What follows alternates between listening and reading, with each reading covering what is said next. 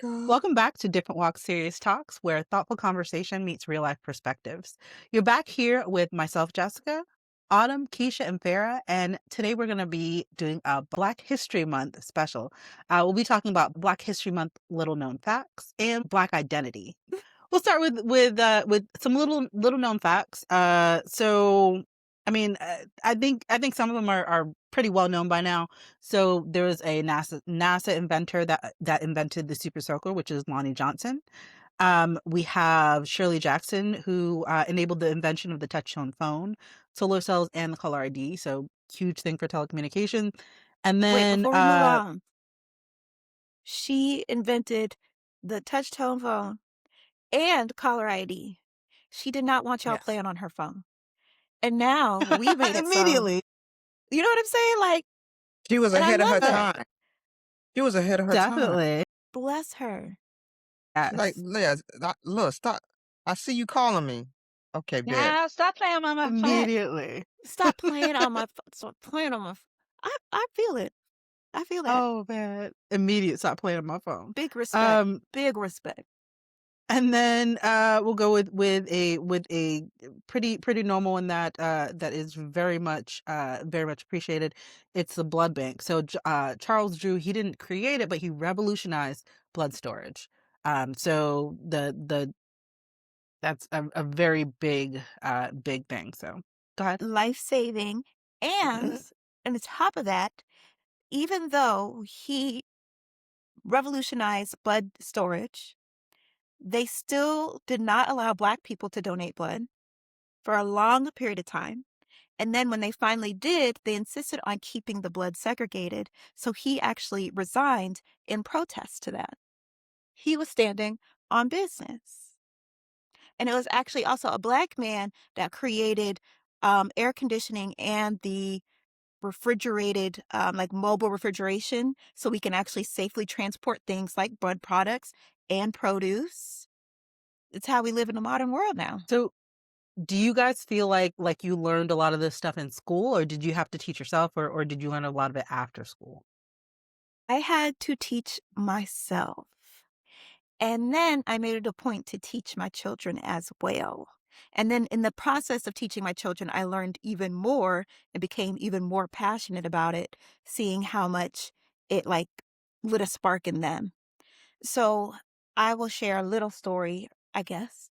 Um, you know how they talk about comparison is the thief of joy? Well, when I was growing up, now that I have a language for it, I could say that we were house poor. So my mom made sure that we grew up in mostly white neighborhoods and went to mostly white schools and made sure that, we we were brought up um, in like middle class America.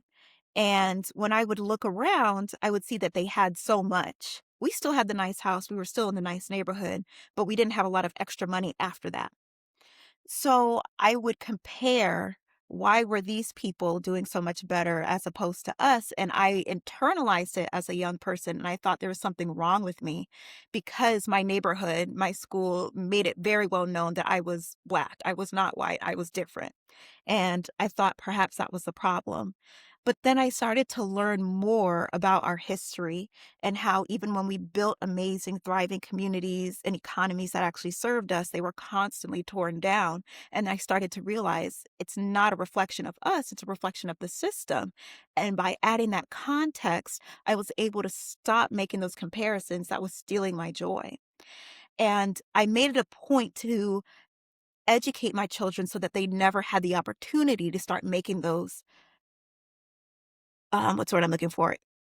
Incorrect comparisons. I made sure they always had the context, right? And now we have so many examples of Black excellence. So much so that some people are even pushing back and saying, you don't have to be Black and excellent. It's okay just to be Black and okay. It's okay to be, you know, regular Black people. So I'm thankful that we've come that far.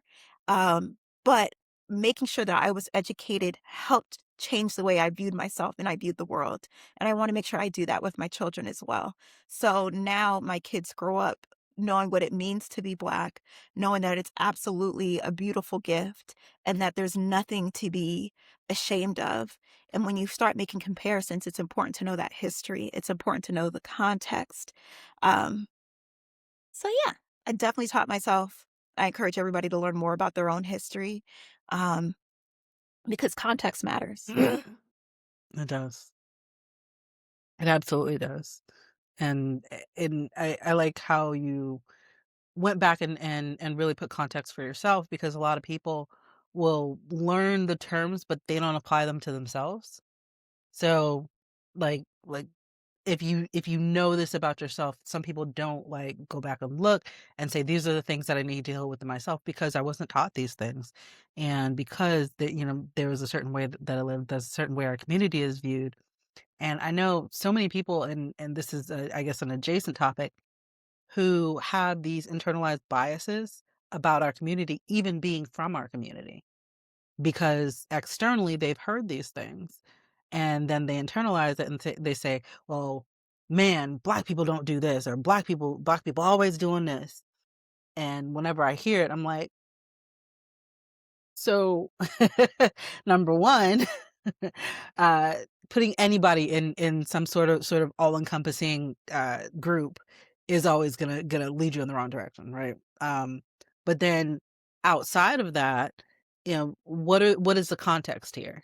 What are we really talking about? Are you using confirmation bias, where you already thought this thing and then there's 20 examples of it, and then one time it happens and you're like, see what happened?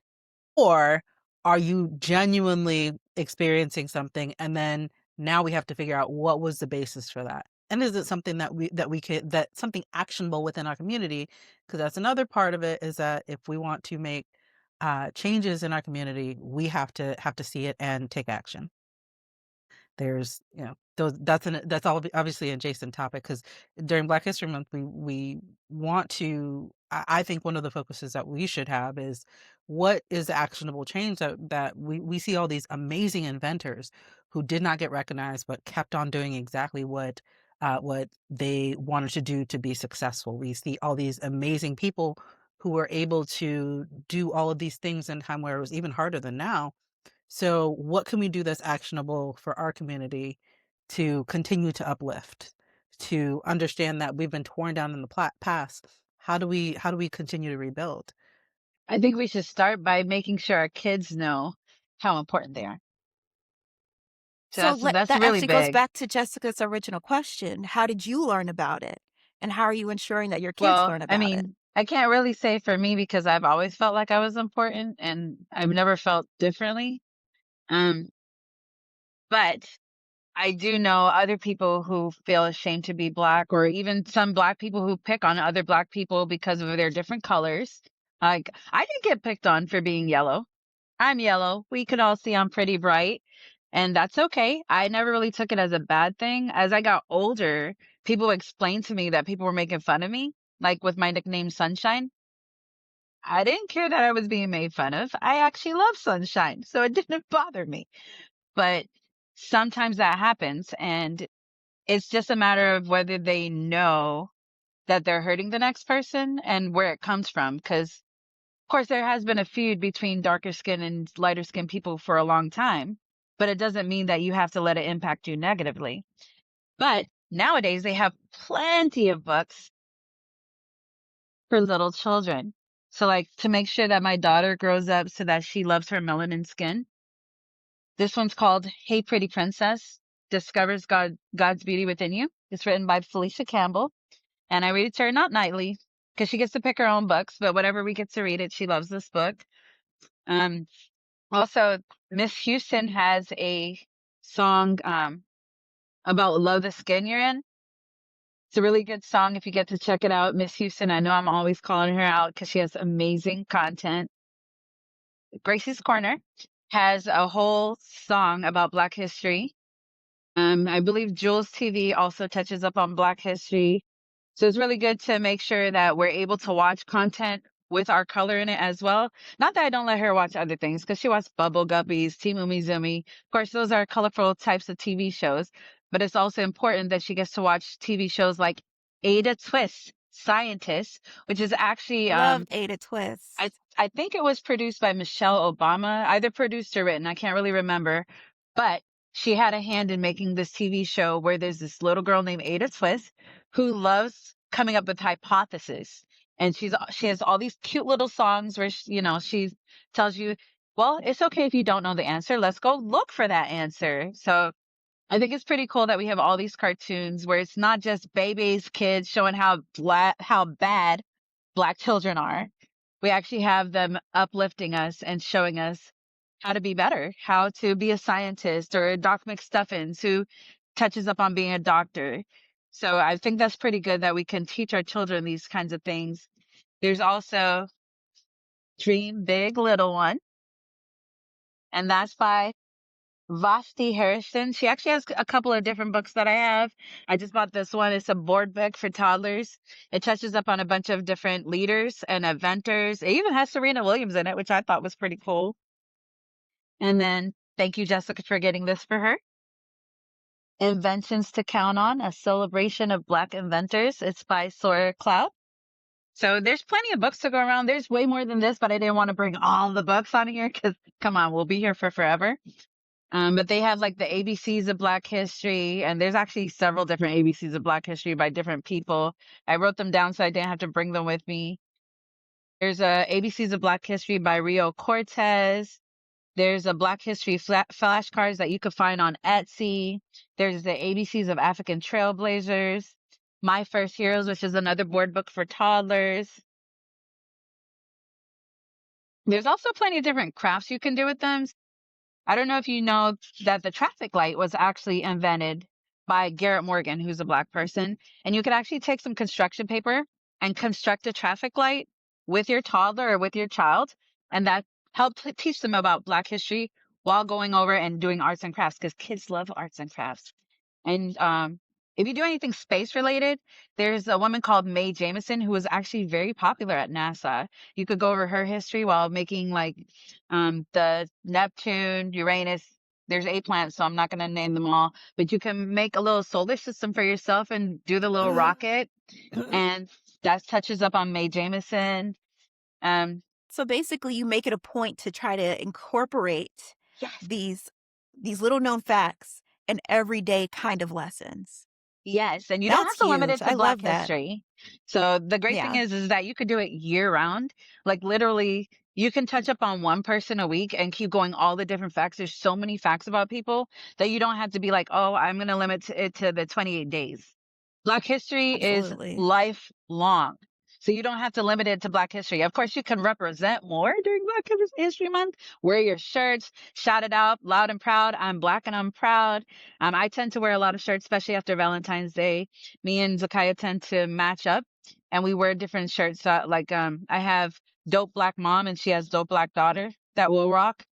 That's so Jessica cute. makes us some shirts for her Mon Bride Desire, and she could actually tailor it if you send a picture of yourself to you. So she can make little cartoons of you and your children. It's so adorable.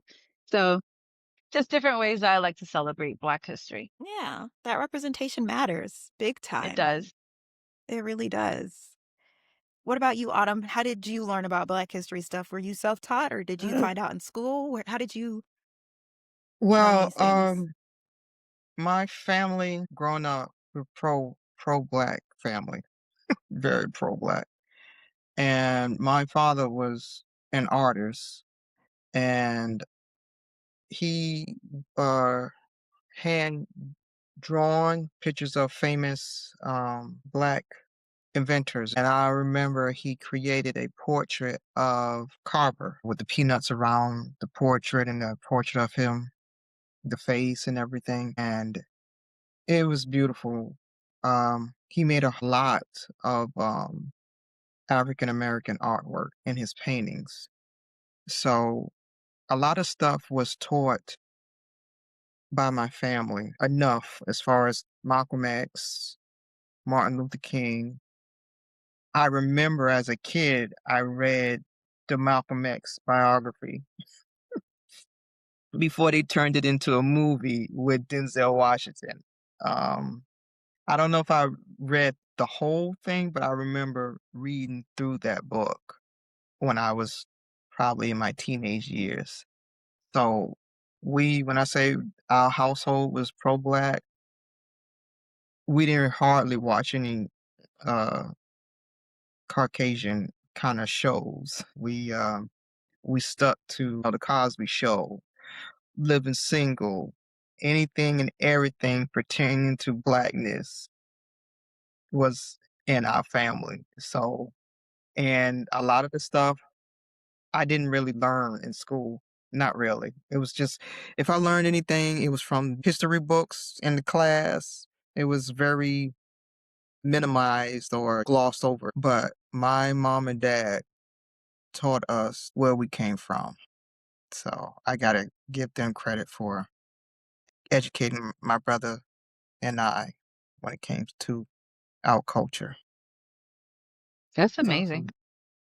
Yeah. So I feel like a lot of times like when you do rely on like the school system, you end up with just February. Even I mean we went to middle school called Carver Middle School, George Washington Carver. We still didn't get a lot of actual Black history. It's like they used the name but didn't really pay attention to where it all comes from. They didn't even really teach us Black history. They made everybody do a art history project where everybody picks one person, and at the end of the month, everybody presents. Who learns that way? Who learns from a bunch of students presenting, oh, George Washington Carver did this, Harriet Tubman did that, and then the day's Yeah. over. Yeah. So Come much of the on. history that's often taught is they go over inventors, this is true, but they also go over a lot of the trauma and the pain and starting the conversation with Black people were slaves is a terrible foundation. It's a terrible way to start. And that's not even true. Black people weren't slaves. They were enslaved people. They were forced into that. They're not born that way. So oftentimes I do take issue with the way that Black history is presented. The trauma and pain that was inflicted on us is not a part of our history. It's a part of our story, but it's not a part of our history because we didn't do it. It was done to us. I would say that's the history of the oppressor. That's the history of the criminals that did those things.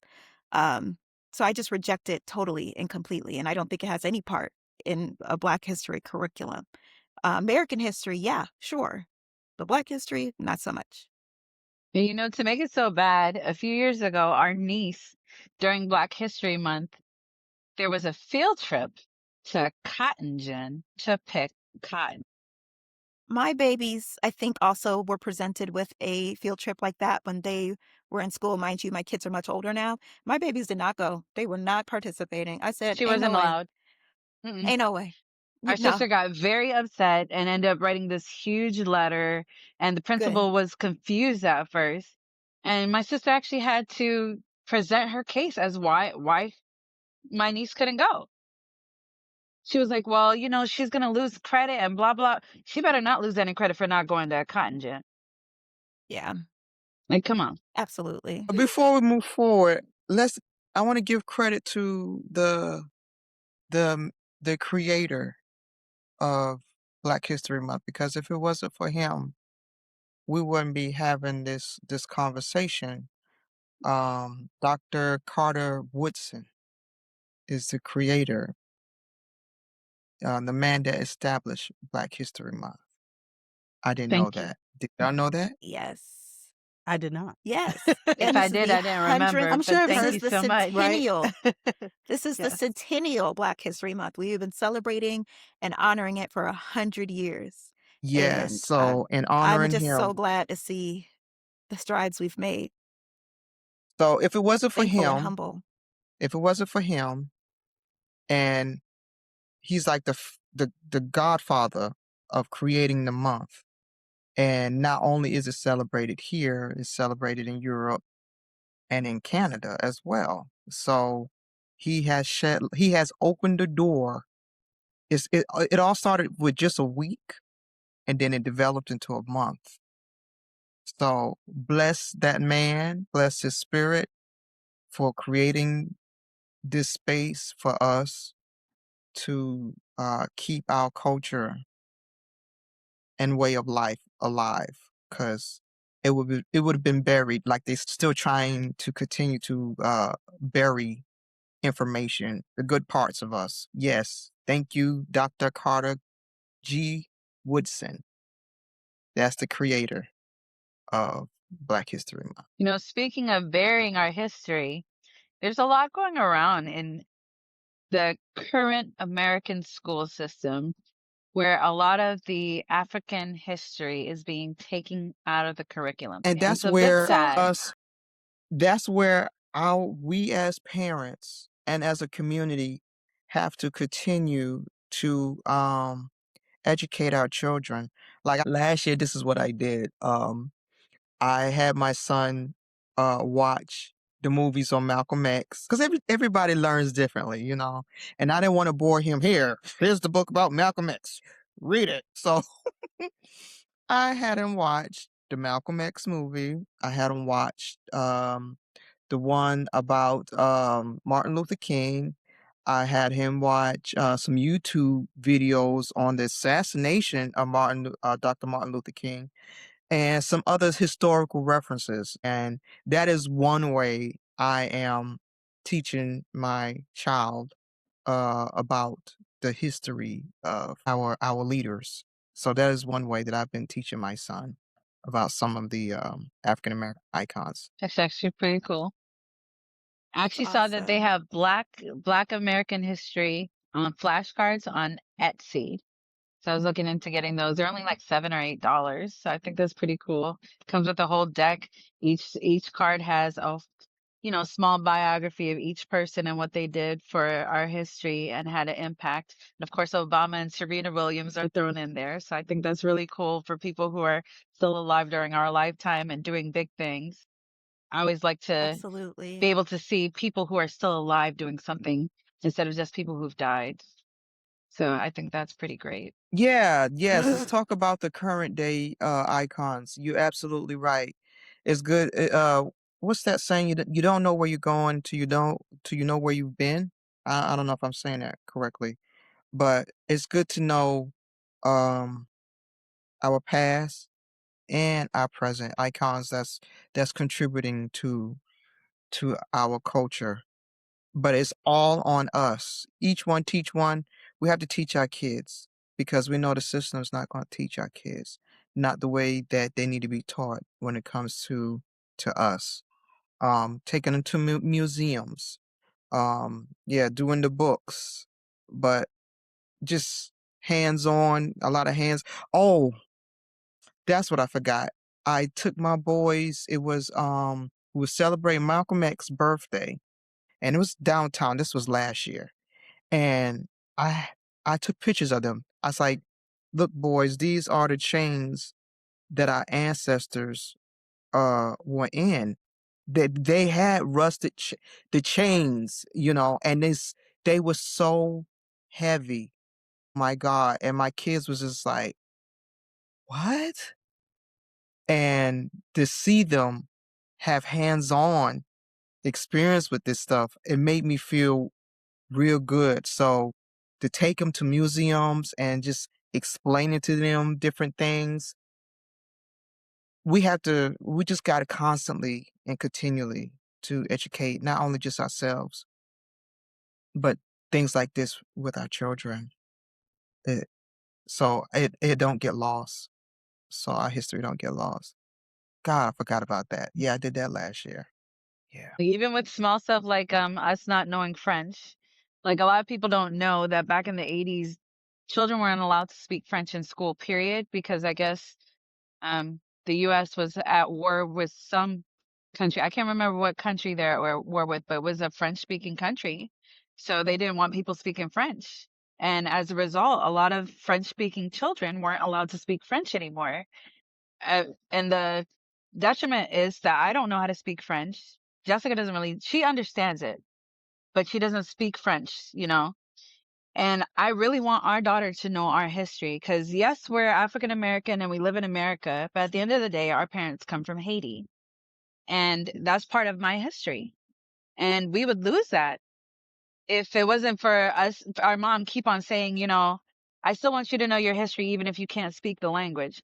So as we got older, now we do want to speak French. So I'm learning now. It's so hard because I learned Spanish first. I learned Spanish in high school, and I keep on reading a lot of the words in Spanish instead of French, but it's a totally different language. So a lot of the mistakes I make are more because I'm reading it in Spanish. But a lot of words are similar, but not the same. I think that that goes into the part of the conversation about Black identity. A lot of us do come from parents that came from different places, and that doesn't take us out of Black history.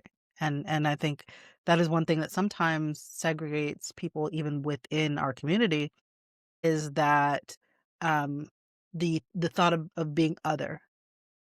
Outside of our community, there are so many people who are treating us as other that sometimes we internalize that and turn around and treat each other that same way. And so we say, "Oh no, you're not black enough," or "You're not my kind of black though. I'm Yeah. really black. You're kind of black, but your parents. I can trace my parents to slaves since that came to America on the first boat, and they're like, that makes me blacker than you." And so and I think we have to get away from that narrative and think of the community that we're trying to build and the community that our forefathers or the people who came before us have made an attempt to build. And even through tearing it down, the resilience that they've shown. And so I was actually having a conversation not too long back with somebody who was asking me, so they were not trying to be rude, weren't trying to be mean. They were genuinely questioning, so how do you think about like how Black people actually, don't work together like other communities? And what about the crime rate in the Black community? And how come Black people aren't making their own communities? And so we had to have a whole conversation about how that's just not true, right? We've made these communities that were intentionally torn down, that were intentionally flooded and burned, and so many things. And then was fear mongering among us to forcefully make it so that we were trying not to build. We had to exist and survive.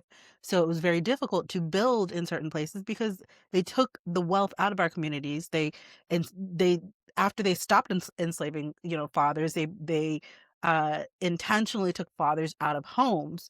The Black men were jailed at a rate that just is so many times more than anybody else in the communities, right? So fatherless homes, burn down communities, less money in the communities, and then people who are policed several times more than any other communities. Of course, you're going to find more crime when you look for more crime. If I stop 20 people and 19 of them are Black and one of them is white, we are going to find more people who have committed more crimes. Doesn't matter what level we're looking for, right? If every 20 people that you stop, only one person is of another color and 19 of them are Black, we're going to find more Black criminals. That's how that works, by the Also like numbers. to say that yes, what you're saying is true about confirmation bias.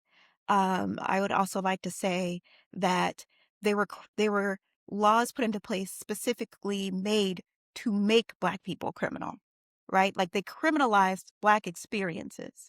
Once we we actually gained our freedom, hard fought, well deserved, wasn't given to us. We gained it. We did it.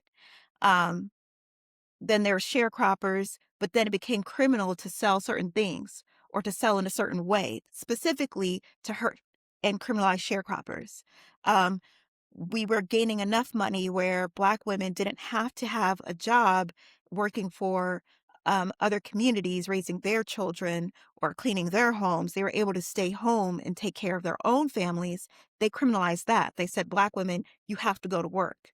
You have to have a job. So the whole notion that if you look at more Black people and you're going to find more Black criminals, that's kind of flipped on its head in the sense that they actually made a lot of the Black experience that they created, mind you, an actual crime, And they right? Like also rip Jim families Crow apart. laws. They ripped families apart. They instituted Jim Crow laws. There were things that certain Black people were targeted for and then criminalized and then locked up for. And then I would also like to say, I don't know who that person was that asked you these questions. God bless you for taking the time to educate them. But I would also like to say it's not our job to educate people. In the world of, this wonderful internet where you have it at the tips of your fingers at any given moment, I don't think it's necessarily fair for you to turn to the nearest Black person or person of color or person in a marginalized community in general and be like, hey, educate me on how being marginalized works and how it feels and blah, blah, blah. It's enough that I have to live it. Why do I have to turn around now and explain it to you? And to me, I also sometimes I notice that there's almost a sense of like voyeurism. Some people are genuinely curious, but other people actually just want to like take a little trip at what it feels like to be oppressed. And they like to kind of poke at your trauma and get a firsthand response. That might not be everybody's experience, but I've seen it. I've experienced it. And I'm like, no, I'm not going to do this. I'm not going to tap dance for you. I'm not going to educate you. Most educators are getting paid. Otherwise, they're volunteering their time. But even then, there's an understanding. But you're coming to me unprompted and be like, teach me about this. What level of entitlement are you operating on where you could just come to me and make it my burden to educate you now? I didn't sign up for this. I didn't say, oh, Keisha's giving classes. You know what I'm saying? And also, how do you know I'm even in a good place to talk about these things? Because witnessing these kind of social injustices to people that look like you, that representation matters, right? Representation matters in a good way, but it also matters and the flip side too, seeing it happen to people that look like you and your sisters and your brothers and your cousins and your aunties and your moms, it takes a toll on you. It wears you down. So for someone from outside of the community to come in and be like, oh, hey, tell me about that. Educate me. Tell me more. Respectfully, how about no? How about you do the work on your own? How about you go to Google or you go to a class and pay for someone's time to do that education? I don't know what your relationship was with that person, but if it's somebody that's just like, "Oh, by the way, it's a random Yeah, Tuesday, just no, blah blah blah," no, I'm not feeling it. I Not do feeling I it. do think that like randomly asking people things like that is just it like you said, it speaks to a level of entitlement. But when you have friends who genuinely want to understand, I don't understand this thing. If you're willing to, and I understand if you're not, if you're willing to, can we have a conversation about that? Because they're missing Even then, pieces. I feel like you're putting too much And onus so on that person that's currently suffering. Your friend should and know how the and internet if works. you Your friend can pay for a class. Your I friend can don't be think like, that "Hey, speaks to Keisha, experience let's though. go to this place together if you want to, but don't put it on Yeah. Keisha to do it." Like, Yeah, like, I I don't don't think that understand. speaks to experience though. So like when they're asking about experiences, when they're asking about the Black experience, and sometimes that is the missing piece is that they go to an African American history museum and then they watch the thing on ABC and they're like, "Uh, but there's something that I don't understand." And if you Then are pay for close a enough to class. somebody, Pay for a even class. in a class, Go ahead and sometimes find the there is resources. not You don't a necessarily have to burden your friend who's already burdened by living in the system to go ahead and educate you further. I don't feel Now, like if your everybody thinks friend it's a brings it burden up though. and your friend wants to talk about it, then that's different. But for you to turn to your friend and be like, hey, I still don't get this, then go do more classes, do more research. I would I just think it's a I little would say that not everybody feels the same. So I do know a lot of people do feel the same, but I don't feel that way. So I'm sure there are others like me that don't feel like it's necessarily a burden based upon who it is. Cause it does have to be genuine, right? Like we have to be having a genuine conversation where I know that you're not coming from a place of, like you said, voyeurism, or coming from a place of accusation. Like, why aren't you and your community doing more? Because some people are like that, right?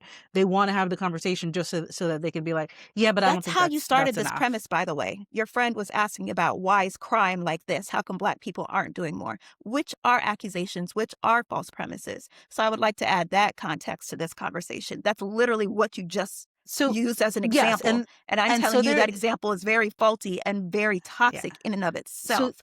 And that their person isn't question, coming from a true, genuine understanding and now putting the onus on you, which to me seems a little eh. So they're coming However, from a place of comma, if you numbers. love having those conversations, I will respectfully disagree. Go ahead and keep educating people that already are coming at you with false premises and accusatory statements like how come black people don't do this and how come black people do that. If you love doing it, go for it. I just think you should be compensated for your time. But if you love it, go for it. There are also black people out there that'll be like, if you want to touch my hair, you can. I'm just not one of those people. So maybe that's just for other folks. But I'm just going to say my personal opinion. I don't feel like we should have to keep doing more so that people that are coming with false premises can lean on us for our understanding. Go to the experts. And I'm not even available.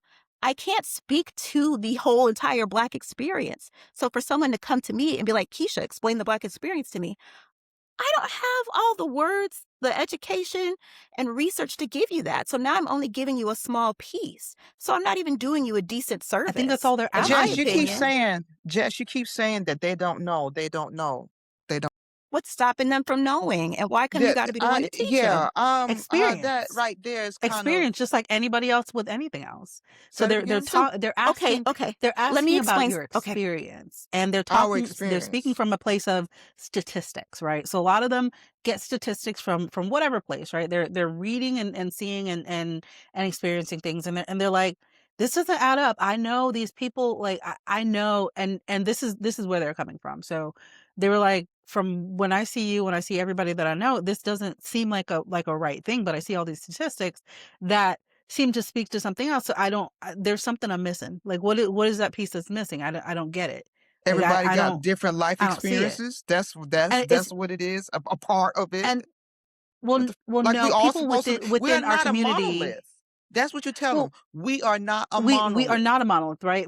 And they understand that, but at the same time, within the community, we're like, okay, this is what we're doing to fix it. This is the things that we understand collectively as Black people. These are the injustices. These are the experiences that there are some experiences that collectively we understand. We collectively understand about when you see a policeman, they may have bias, even if You they're know Black, what? I'm not like, right, stuff like explaining that. nothing to anybody because here's the thing.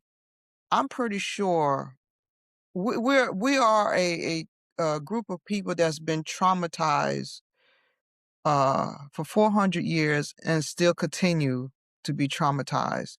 So you want me to tell you why we are a certain way? There's a lot to unpack.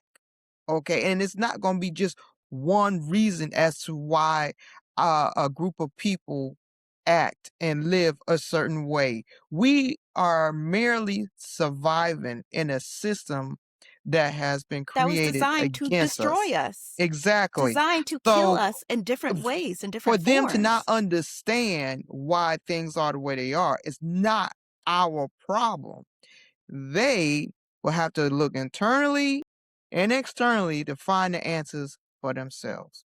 What if they Period. are trying to look internally and that's why they're asking? Because so, like, I'm part of this culturally diverse group, and there are a lot of moms who are not African American who have African American children. So sometimes they come with a lot of different type of questions, but they always start with something to try and smooth it over so that us African Americans don't get upset. Like, hey, I'm not trying to offend anybody, but I generally want to know because I don't want my children to grow up this way.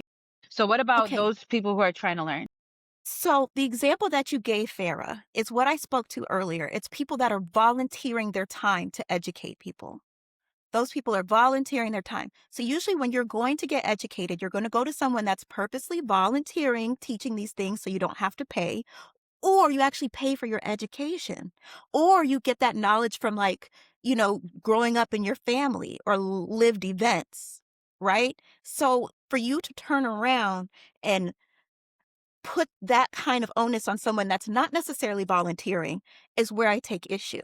So in that instance, the group has come together, they have dedicated their time intentionally to bring up diversity and engage in diversity and inclusive events. So they are volunteering to share their knowledge and their experiences. That is different from somebody coming to me unprompted saying, hey, Keisha, tell me about those experiences. Baby, I didn't say I wanted to talk about this. I didn't say I'm open to educating right now. I'm not taking my time to volunteer it. If I'm going to educate people on something, I want to make sure I'm well versed in it. Okay. I want to make sure that I'm prepared to have a conversation. And also, I don't know, maybe you're going to have to pay for it. I'm not just going to give it for free, especially if you're like, that's how education kind of works, though. You can't just go out and be like, hey, you educate me. No, you go to certain groups that are designed for education or signing up to educate. Not just we're hanging out on my couch on Tuesday and you're like, Keisha, tell me about the Black experience. No, I thought we were hanging out. You know what I'm saying? Like, there's a premise to what you said. There's context to what you said. And sometimes that context gets lost. You might just be genuinely curious. However, when you're genuinely curious about things, you usually go to resources, and those resources are prepared. They're designed for you. My experience, my personal lived experience, was not prepared for your gaze. What if It was there's not somebody like me who prepared for doesn't you internet to stuff? inquire. Oh, not internet. See, I even said it wrong. What if it's people like me who doesn't know how to look up stuff on the internet accurately? Because I be pulling up stuff that's, Again, from then you should USA go to someone that Today. wants to educate you on that. You should seek out the resources that are prepared and designed to help you, not just a random person on the street. I Okay, Not mean, I just wouldn't go a, here's a to a good random hey, my person example. on the friend doesn't. street, but Here's a good example. All of us have traveled outside of the US, and you're not just going to get on the plane and say, "Hey, I want to go to Italy," unless you got the money to do so. But you would do your research Be intentional. before you get on that plane and go to that destination. For instance, I love Asian culture. I love Asian food. I have visited and lived in Asian areas. I am not just going to go up to some random Asian person and ask them, "Hey, why you guys eat noodles all the time?" No, I wouldn't even ask my Asian friend that. I wouldn't even ask my exactly. Asian You see what I'm friend. I saying? would So Google I it because I've maybe my learned. Asian I friend has teach been through some myself stuff. exactly. I'll teach So myself. Maybe I my will Asian learn. friend is still suffering and from these stereotypes that I are inflicted would on them again today. and I've I had would those go ahead and be conversations like, with my oh, Asian friends and that's I guess the difference is that my Asian friends who have lived in Asian countries, we've had those conversations of, hey, what does your culture do? What is normal stuff in your culture? What and they have told me some that are like, oh, these are the stereotypes and just ignore them. And these are things that, yes, they're stereotypical, but they're completely true. So I've had those conversations, and I don't mind having those conversations with other people either about my culture. So, and that's why I say, like, I feel like we've gotten to, in some ways, a space where we can't have those conversations because people put a wall up, and it's okay for people not to want to have those conversations. I'm not saying it's not. I am saying that not everybody has the wall up that doesn't want to have these conversations, and so it's again, I just okay want to to have reiterate that you them. started this conversation with somebody asking about made up statistics and stereotypes. And if Correct. somebody comes That at they me were and says, Keisha, explain that for stereotypes, them, I'm going to say yeah. respectfully, how about no? How about go educate yourself? It's not my job to educate you on stereotypes. So, and That's they're all I'm coming saying. off of regular statistics that, if you look at the numbers, they're not just stereotypes, right? If you just look at numbers on a paper in black and white, they're not stereotypes, they're numbers, right? And they're What numbers asking are you me, are talking these about? What really numbers are you talking about? Are you talking about like black the on black number of crime? Are you talking black about and the white amount of crime, people that are people in marginalized and they're locked up? and marginalized people locked up, people who black Okay. communities who are led by black people, and we had this whole conversation of What like, communities do you you know, know that are led by black people and also have a high level of crime? Can you name any of those? Do you have and examples? that's the context, right? And these are questions that you ask within those, especially with friends, right? Because they're not, there's a lot of people that aren't trying to be a voyeur. They're not trying to be offensive. They're not trying to get free education. They genuinely want to talk to a friend in a conversation about context, and we're looking for context in a lot of these conversations, and sometimes What I'm context is saying is lost a when you're lot of when that you're looking context at. can be found online before you bring it to your friend. So if you're going to talk to your friend about these things, come educated first, and then you guys can maybe share experiences, but don't come with numbers that are falsified, made up, or stereotypical. The things like black on black crime is a made up construct. There's something called proximity crime. White people do crime to white people more often because they happen to live next to white people. There's no black on black crime. It's just proximity crime. So if my friend comes to me and it's like, Keisha, explain black on black crime, I'm going to say, no, go educate yourself, figure out where the term black on black crime even came from. Like, that's what I'm saying. My friends tend to be, a little more curious and tend to actually try to suss out some context first before they bring it to my doorstep. But I think also How my do you friends know that how do they know I that it's don't a tolerate a whole stereotype bunch of though? tomfoolery. Well, I would How do just they like to know it's throw a out stereotype? that I don't research So nothing. Just so y'all know, I And just that's what, started to okay, we listen, know. listen, listen, just so listen, you guys listen, Linda, know. No, listen. no, no. I just No, I wanted have to a let you story. know. I have I a want to let you story. wait. Let me finish first. I Okay. just wanted to let you know because Autumn said everybody does research and everybody, makes sure that they know what they're going. I No, I can't didn't lie. say I jumped in the everybody. car.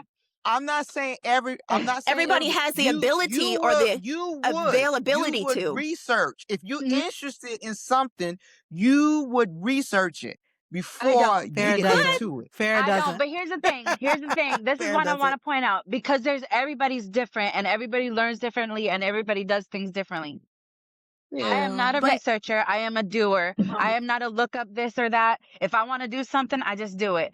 I went to all these states and all these countries because I felt like it, because somebody offered it to me, or because I've heard of it, but I didn't know what it was. So I went to Nassau, I went to Freeport, I went to Jamaica because I heard of them, not because I researched them or because I love Jamaicans or anything, although the food was excellent. I went because my sister said, we're going to Jamaica. And I said, cool. I went to Tennessee because my friend said, I'm going to Tennessee. I said, cool. I went all over the United States because some of my friends offered me some. I went to Mexico because I was offered. Sometimes you're just not a researcher. I am not. I don't like researching stuff. I never did in school. I still don't as an adult. I do now because I'm a mother. That's the only thing that makes me research things. so you Because are as a capable, you mother, are able.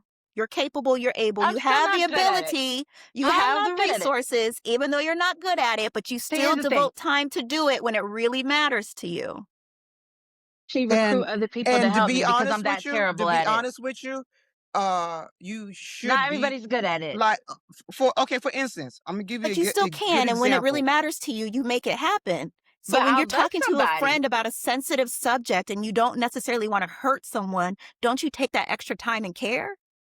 I think that's what you would do because I you're a don't very I If don't empathetic think if person. everybody thinks it's a if I hurtful Also, subject. additionally, realize, if I realize, my story is Farrah came down here to visit once and she had not done her research, and we had gone to a historical site that is very near and dear to my heart because I was actually born on that day and I live here. And she said some stuff and I was like, oh no, we got into a fight that day. We got into a verbal exchange and I was like, yeah, no, girl. Because why wouldn't you want to do your research? Why would you just be like, because no, I'm just going I to turn didn't away like it. from this? I would never go back. I would never go back. It was so depressing. It was so depressing. Still in my heart. I don't even I'm remember the glad full that you went story. the I one just time. I'm remember not saying you how it have to made me go back. cry. I don't even remember. I don't fully I'm remember what glad it you went the was. first time. I'm not saying you have to go back, but I'm glad you went the I first couldn't. time, that you My were heart open couldn't to the take it. experience. I can't even fully remember what it was, and it makes me want to cry. That's how bad it was for me. Like I can't even remember what it. All I remember was the boat and some story about souls and just dear Jesus, stuff like that isn't for me.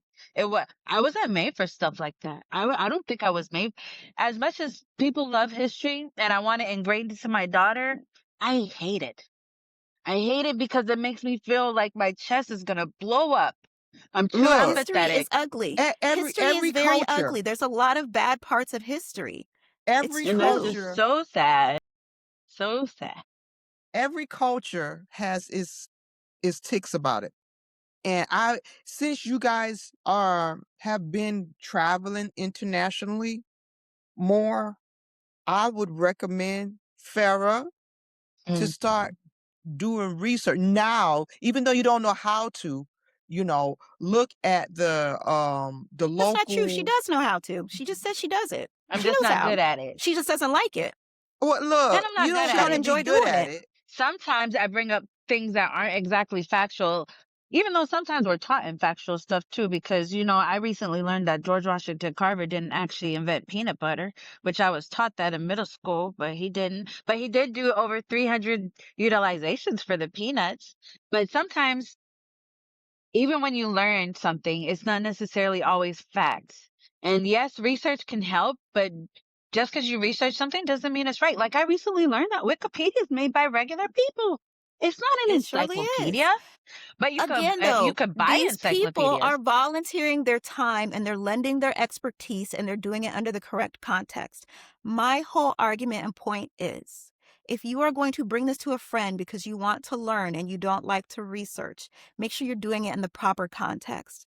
Make sure your friend is open to it. Make sure you say, hey, is it okay if I borrow a little bit of your time? Hey, I want to discuss something that might be a little triggering. Is that okay? Don't just jump in with made up propaganda words talking about black on black crime and how come black people don't do this and why do black people do that? Why would you approach me like that? Me being a black person. Why would you do that? I got a My whole thing question. is do it in the proper context, do it in a way that is actually friendly and civil so that you guys can have a civil discourse. Don't approach me randomly and be like, hey, explain black people stuff. That's not going to Well, work. it's like we're Yeah, walking that's experiments. Like, is somebody like, why do all black girls wear weaves? You see, You that's know, not I an actually Randomly. appropriate, have that's not an quite a few appropriate people. conversation to have.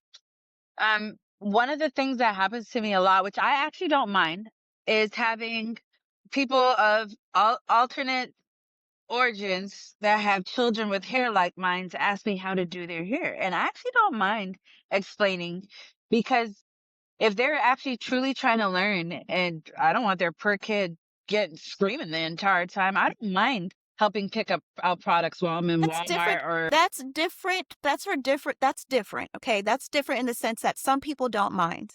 Me personally, after being othered my whole life for my hair, for my skin tone, I feel like when somebody says, oh, hey, so and so, teach me about your hair, it is othering me. You're making it known I am different from you. You are different from me. I see you as different. Now, can you take the time to educate me? I was actually just trying to shop in Walmart. I wasn't here just to help you with your kid's hair. You know what I'm saying? Hey, And get some believe it or not, there are ham. people that actually give classes on how to care for other people's hair. Maybe check out one of those classes so I can go about my day. Some people I can don't mind, say but that I Jessica, do. And I think, wait, let me finish. I think it would be appropriate. I think it would be the civil thing to do. Say, hi, so and so. I don't really know. Do you mind teaching me? Is that okay? Or maybe just leaving people alone and actually investing in the education you're trying to get.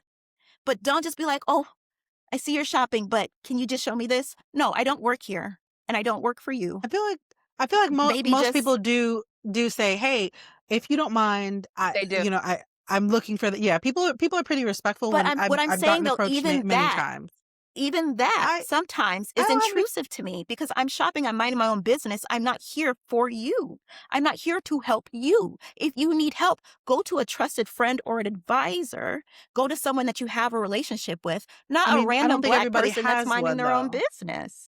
I don't think everybody Also, has one, and generally, when I've been Well, approached for that's that, also what I it's said, that somebody it's who's different for different yeah, people. Some yeah, people don't and mind, I but think I'm sharing my when opinion that yeah, I do mind.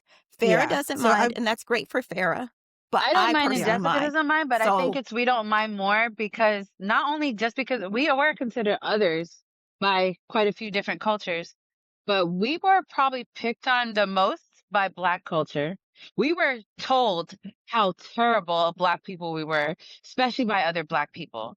Black people told us we weren't dark enough, our eyes weren't round enough, our eyes weren't big enough, our lips weren't big enough. I actually thought I wasn't Black all the way for the longest because of how Black people treated me growing up.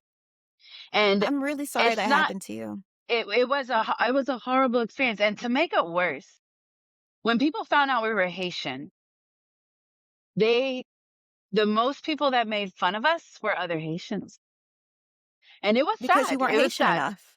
We weren't It Haitian is enough sad. because we have this voluptuous hair and we have this bright skin and our Is eyes the just family? weren't the right. It Huh? is. It's a little diva fan right now to add a little Diva effect. fan right Okay, but you now. know what? You know what I realized while you're talking is that your way that you approach people coming to you and asking you for help, advice, or whatever unsolicited, it's shaped by your experiences It because you is. Mhm. experience a lot of othering, a lot of aggression from people that look like you. While I, on the other hand, grew up experiencing a lot of aggression and othering from people that did not look like me. And that's why the way that you guys, Farrah and Well, Autumn, we got not it Farrah and from Autumn, sorry, everybody. Farrah and We didn't Jessica have a react. community. We got it from everybody. So we weren't just exclusive to only Black people. It was just majority Black people because we lived in Black Exactly. neighborhoods. So But like I it's not said, like we never most of got, the people, that's what I yes. said, most, Yeah. not all, So, right? Because we can't say all and actually be factual. yes. But most of the people that you got it from look like you. Stomped on us. That's why when you get it from people that don't look like you, you're a little more like, oh, hey, da da da da da. Meanwhile, most of the people that I experienced it from did not look like me. And that's why I'm more guarded and more like, nope. I'm not giving you any free resources. I'm not, because the way that I was treated in the past. And that's why you're willing to give those resources freely, because the way that you were treated in the past. Your experiences shape the way that you conduct yourself. And my experiences shape the way that I conduct myself. And Yes. neither of them are necessarily wrong. It's just our personal experiences. So with that, I'm okay with respectfully agreeing to disagree. You guys volunteer your time, give it out freely in those aspects. I'm going to volunteer my time and give it out freely in different aspects that make me happy, that make me feel good. And I think that's the best way for everybody to move in this world. Do what makes you feel good. You like educating people in Walmart? Go for it. I personally don't don't mind. go to Walmart. I personally don't go for my own political reasons, okay? But I don't said like Walmart. educating people on my free time because it's my free time. And my ancestors actually fought and died and were tortured so that I could have free time. So I don't just educate people, but that's okay. If you don't mind, do it. Love it. I'm here for it. I do though. So I'm not the friend to ask about stereotypical stuff or can you just educate me? I'm not that friend. Jessica, Farrah, they are that friend. And everybody gets a friend in the end. I mean, I don't have that It many sounds like friends a like win. that. I think an But I don't adjacent mind talking. conversation to funny. that. I think an adjacent conversation to that is a little bit of colorism. And I Yes. know that Yes. so the That's darker big you in our are, the community. more accepted you are in our community. And I think we had this conversation when we were younger, and she was and Marky should be like, I love your orange skin. And she would help me to I like light love. brights. She would tell me I love my little light bright. Like I love she'd light brights. call me But orange. I also She'd be, love super love it. dark people too. Right? I just Yeah. love the She colors was that like, we come in. I love all of it. Right? But you know But what? At the end of the that does day, speak to the experience. we are 'Cause a beautiful group of people. Do y'all we are. notice that? We can be I the agree. lightest of the light, near white, All the way to the the darkest of the dark. blackest of the black, pitch And it's black. all beautiful. Have you And it's guys seen the all But Crayola? I think that spectrum is beautiful. oh Yes, have you the seen the black Crayola spectrum of browns? the skin. Yeah. It's You called talking about the melanin crayons? colors, I think. I Yes. think I've seen that. I think Yes. I've seen I Yeah. that have crayon. 2 It's like boxes. melon colors. Yes. But that is Treated so just for us. amazing. That is so It's amazing, and we've got because to there's so many different looks to us and so many different cultures, like Afro and was Afro Latina, okay? Um Afro Asian, you know, Your indigenous black people. we mix up in everything. We the main course. Okay, I'm not gonna say the main ingredient. We the main course. Okay, and everybody wants a piece of us. Right? Yes, we do experience colorism, internal racism. I've experienced colorism like crazy, and I didn't really understand it until I got into my teenage years. And I ignore that shit. It goes in one ear and out the other. I know who the fuck I am, so I'm fabulous. I don't care. So, we as I was saying before, as a group of people, we've been traumatized, and we still continue to be traumatized by the world and ourselves, and we just gotta learn Well, to keep yeah. pushing forward. Keep Lift each Yeah. other up. for- Lift each Yeah. other up. yeah. Because in a previous episode, I talked about how people will take on the behaviors of their abusers, right? So us Yes. learning to hate ourselves and separate ourselves and create this hierarchy of who's better or who's less than based on color is something that was taught to us. And I'm pretty sure I'm probably gonna butcher this phrase, but I'm pretty sure it was Malcolm X that said that he offers more grace to people that look like him, to his brother, right? Because he knows of the trauma that that person's been through. And I don't think that that's saying anything about being superior in any way. It's just saying, I understand what you've gone through, so I'm going to be kinder to you. Who doesn't love an underdog? You know what I'm saying? So when I'm dealing with people that look like me, that are misinformed, that are mean spirited, blah, blah, blah, blah, blah, I don't automatically assume like, they're just the worst of the worst. I assume they've been through some stuff. And I try to give them a little more grace. But I'm not going to lie, I actually do that with everybody. When people are terrible, I assume that either they are mentally unwell somewhere, somehow, or they're just really gone through a lot. And I don't take it personal. But when it comes to Black people in particular, I know that we've been through so much stuff and we're still going through so much stuff. So even when I see things like colorism, I don't sit there and be like, you guys are the devil. I sit there and say, you are basically a victim to the system that's been imposed on you. And you need to learn, you need to change, you need to grow. Because, baby, you're only hurting yourself. If I burn down my community just so I can feel warm, what do I have left thereafter? You know what I'm saying? So these things we take on because unfortunately we were taught them, and it wasn't by mistake, it was by design. But it's up to us to go ahead and undo those processes, undo those bad learnings. And like one of you just said, we have to lift each other up.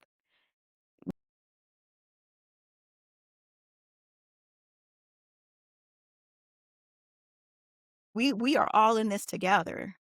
And I'm I think hoping that's one part of day why. things like color and class become a thing of the past, that it doesn't affect the way that we interact with each other, and that we are able to just conduct with each other as humans that are deserving of grace, love, and respect.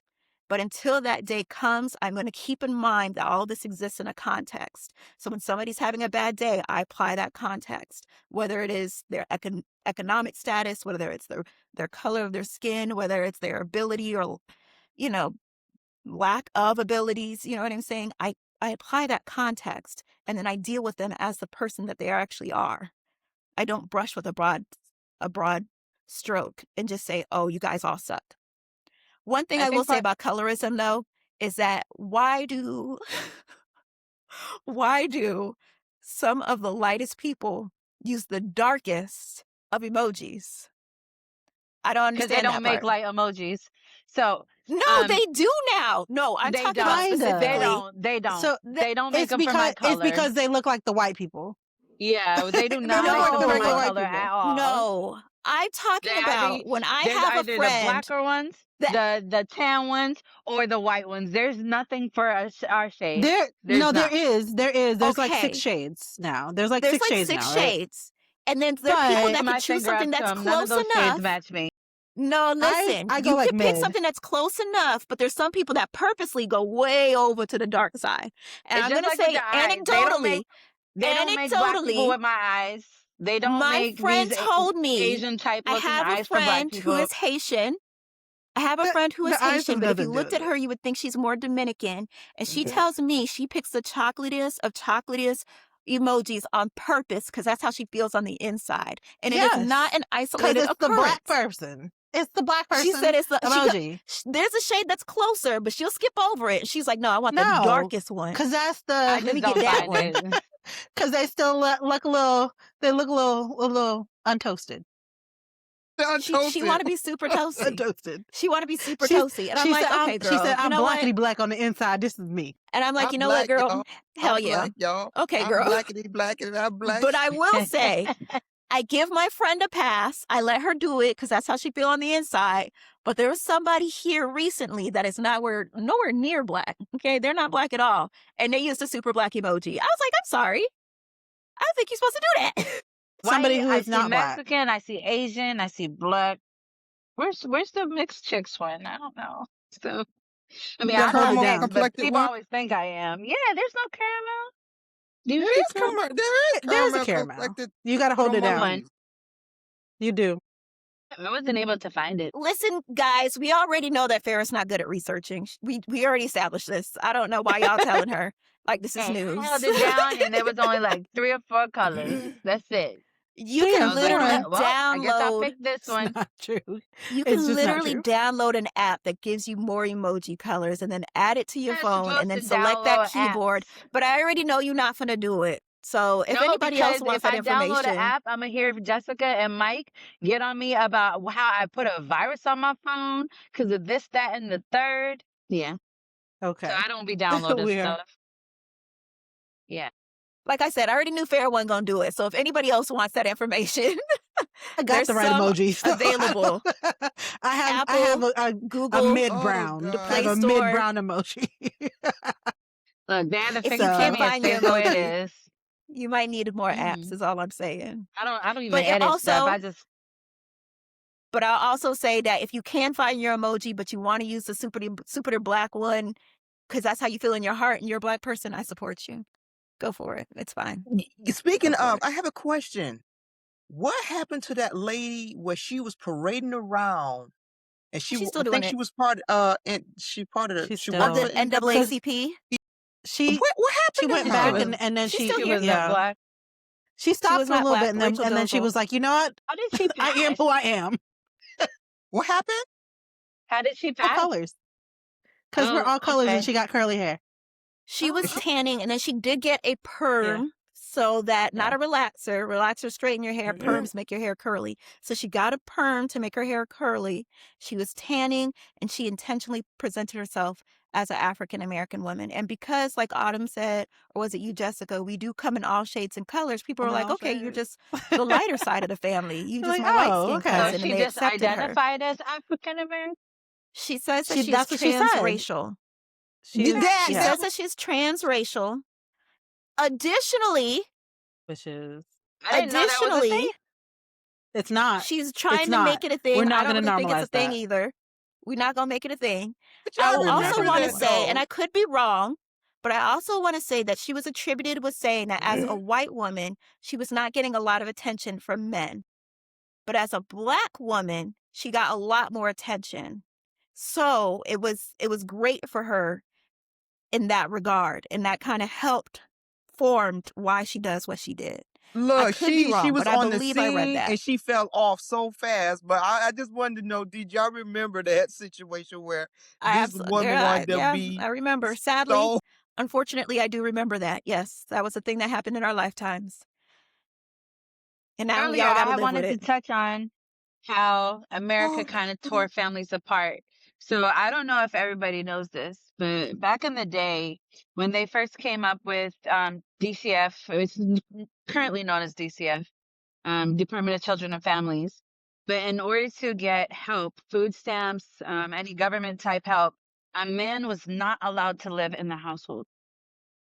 So that was one of the ways that they actually tore apart families. So I'm not sure if y'all were aware of that. I wanted Yeah, to bring it up earlier, but then very we much got into the so. whole rift. But yeah, it was actually called the no man's rule, where a man was not allowed to live in the household. and why So was it implemented? Why was it created and why was it implemented? And because a y'all lot of know the that poverty, food stamps and the projects was originally created for Caucasian people. Food I stamps mean, Honestly, and the projects was originally created for Caucasian people, and then somehow look, I got to do the research on this, but well, even though it was honestly, originally created for them, they did decide as the more African Americans started going ahead and asking for that type of help, that's when they decided that they wanted to implement the no man's rule. And a lot of families were torn apart because of it. so one thing I want to highlight in regards to what both of you ladies are saying is that a lot of social services were made for everybody in America, right? But then once Black people were able to benefit from the social services, that's when they became privatized and or had a lot more rules and regulations to it. So universal health care used to be a thing, but then they were like, oh, but Black people will get it. So they took it away. Universal education, free college used to be a thing, but then Black people had to be admitted into these college. So then you had to pay for it. So the idea that this happened with food stamps doesn't really sound too far off to me. There used to be public pools everywhere and public parks everywhere. But once people that were not a part of the homogenous, or once our population wasn't so homogenous and other people could then benefit from it, they took them away. So this actually just sounds par for the course. This is what they've done historically and will probably continue to do as long as we allow them to. What we need to So do is I everybody needs to get together and try and fight back for all these things that are necessary for our communities. You'll notice that populations that have homogeneous peoples in it that all look the same tend to have a lot more social programs readily available. And I also noticed that the more Black people in an area, the higher the taxes are going to be and the higher the homes are going to cost, the more the car insurance is going to cost It's because called a we've black we've tax. actually looked.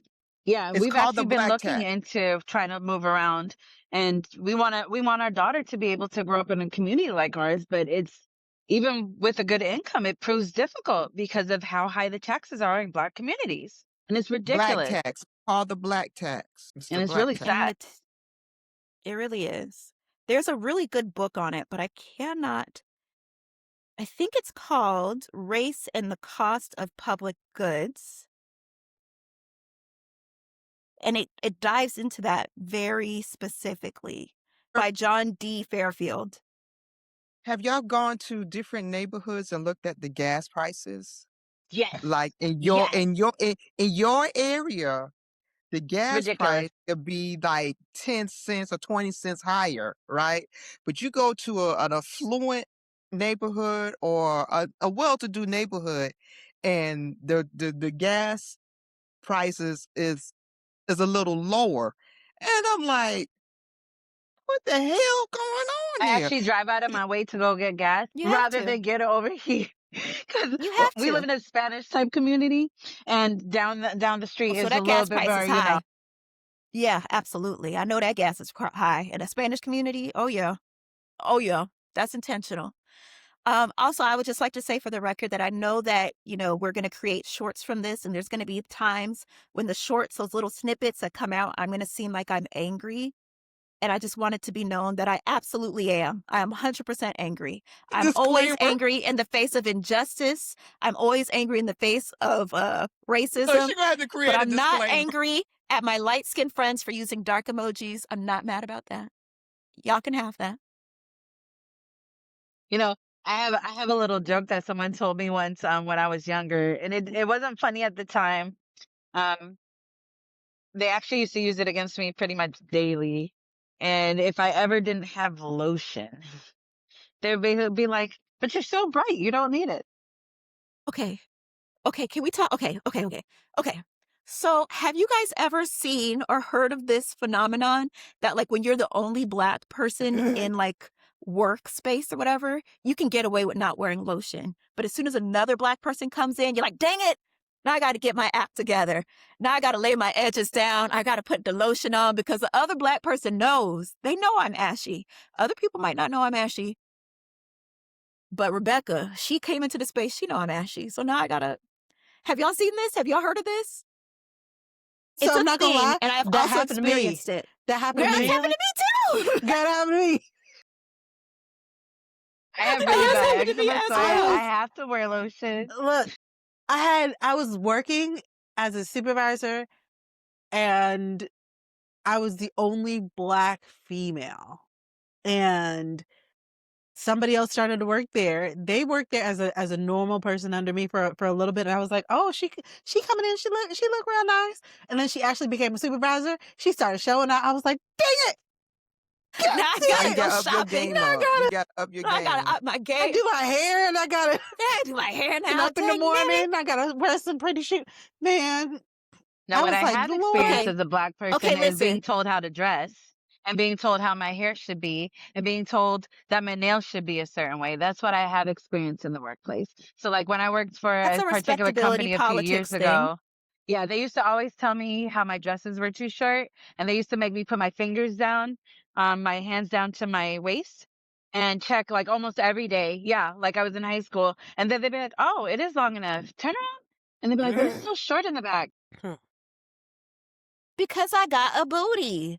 That is Yeah, how my natural and I worked body there for occurs like in this 7 years. world. And So you it went on for quite a while. Like, they what would you chastise experienced Similar was to me, called and us. policing. What you yeah. experienced is called policing and Yep. harassment for how you Yeah. naturally show up in the world. And you What Yeah. know you what's worse experienced is was I a was wearing taste of dress Jim Crow. clothes. I was sitting there wearing suits, like I went to the formal wear departments and stuff and made sure I wore dresses that were longer. They would always go to my knees in the front, but it's not It my fault rides what up a happens in little the bit in back, the back. And especially when also, you you're walk. not looking when you You walk. know? Mhm. It's true. You can't tell that your dress is riding up. You don't know. You can't see what's happening behind you. The rest of us can, and most of us like it. Too. I have to it's like 6 inches shorter. Well, that Yeah, happens once that eventually you feel a breeze little come breeze and like, around. whoa, But I hello. Like, oh, think what Farrah is that's so cool. explaining is that it was like the moment she came in the door, by the Yeah, time Yes. it she was. walked from her car to the time she got to the front door, it couldn't Yeah, have ridden up that it's much where she ridiculous. had the breeze. I'm The no, But they were mascara, it already oh, on sis. her. I'm joking. They were already No, like, that's boom, Farrah, let's go so right now. that was harassment. Baby, I Now just I'm got saying here. that the general statement is crazy, but the specific stuff is harassment. They were harassing you for a specific reason, But I and also worked at a that was theme park multiple. who I went and did my nails in like a bunch of brown colors for, I can't remember for what event I did it for. And they came back and told me I needed natural nails. And I'm like, these are natural. And they were like, no, no, no. We're talking about like neutral colors like pink or peach. And I'm like, excuse me? That's a nude natural for somebody that's a different skin tone. That's what I A got in brownish a color is a huge nude natural for debate. us. We ended up bringing it all the way to HR because I was like, I'm brown. It's neutral. And they were like, Yes. no, but and they actually bought out like swabs of what's okay. And I'm like, bruh, I am not All of those are peach. coming from a And how is Eurocentric red yeah. neutral? How is red neutral? Like, come on. So Yeah, yeah, that was at one of the theme I parks don't here wear in red. Florida. And that was ridiculous. But eventually, I ended up changing departments and I didn't have to worry about it anymore. Good, because you But didn't deserve to go through none of that. That's just tomfoolery. yeah. I've also been told I couldn't wear my hair curly before. That they wanted it straight. I didn't keep that job for long at all because, come on, I'm not gonna change my whole hair. But there are quite a few places who don't allow dreads. They don't allow you to wear your hair out if it's curly. You have to put it up in a bun, and it's really sad that in this day and age that people still do that. No, Like, they get got it the together. Crown Act. They got the Crown Yeah, Act. If they they're mess trying with to you about institute your the hair, Crown Act. that's discriminatory. So they created the Crown So Act. I gather don't. up all your documentation and make sure you sue them and get your bag, get your coin. I mean, Yeah, luckily I that work for myself now, so I don't I have know to worry that's about right. any of that. So, does anybody have any last Black History facts they would like to share? Oh my God. There was a Black man that became a real estate agent and was known as like the pettiest Black man of his time because of what he did. What he did was he purposely like put Black people in a building to drive the white people out of the next building and then would acquire that building for a cheaper rate. And then would I they, love damn, it. that's okay, smart. Wow. but he did it to them because it happened to the Black people first. So he did an Uno reverse and they're like, oh, you petty. How dare you? And that is one of my favorite Black history facts. Was 50 Damn, Cent one of his that's smart. descendants? Say what? Was 50 Cent one of his descendants? That's a very good Because question. that sounds like 50 Cent petty, That's a very valid question that I think we should look into. right? 50. Like, Did you do your Smart though. 23andMe? We need to figure this out. right? Do you have your full We need to family tree? know. I'm We So very curious. Oh, did y'all know also that when Black people try to sell their houses, Mhm. they will appraise your homes lesser than a Caucasian person selling their house. So there was a lot of people, like say, if I wanted to sell my home, a lot of Black people would hire a white actor to come in and pretend to be the owner of the home to get a higher appraisal for their home. But that's that sad. is something that we as a Black community need to look out for because we besides the redlining that we went through in the 50s and 60s, now they messing with Black homeowners, lowballing our rental properties and our homes, Yeah. appraising it low. Legal, but you don't know what you don't know. Say it again. Exactly. It's illegal, but you don't know what you don't know. Well, I'm spreading that Also, now. Yeah. yeah, Yeah. yeah. Here's a sad fact. So as you know, during slavery, a lot of women were used as factories. And I can't remember her name, but I read about it on Facebook and I ended up looking it up. There was a woman who had 22 children back to back, and every one of her children was taken from her. And she is known as the woman who had the most children in history back to back. Since wombs were used as factories, their owners sometimes made them have children back to back just to take them away because the slave trade had ended and it was illegal to buy slaves, but you could still own slaves. So he made her have 22 children back to back. And that was just a really sad story I found out. I can't imagine. Okay. I also cannot imagine.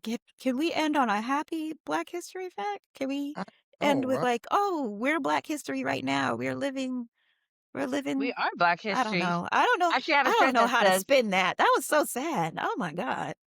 Her name was Mary. She was only known by her first name. I thought that was one of the saddest stories I've ever read, and it actually stuck with me because, dear Jesus, I can't imagine us having to live in a world like that.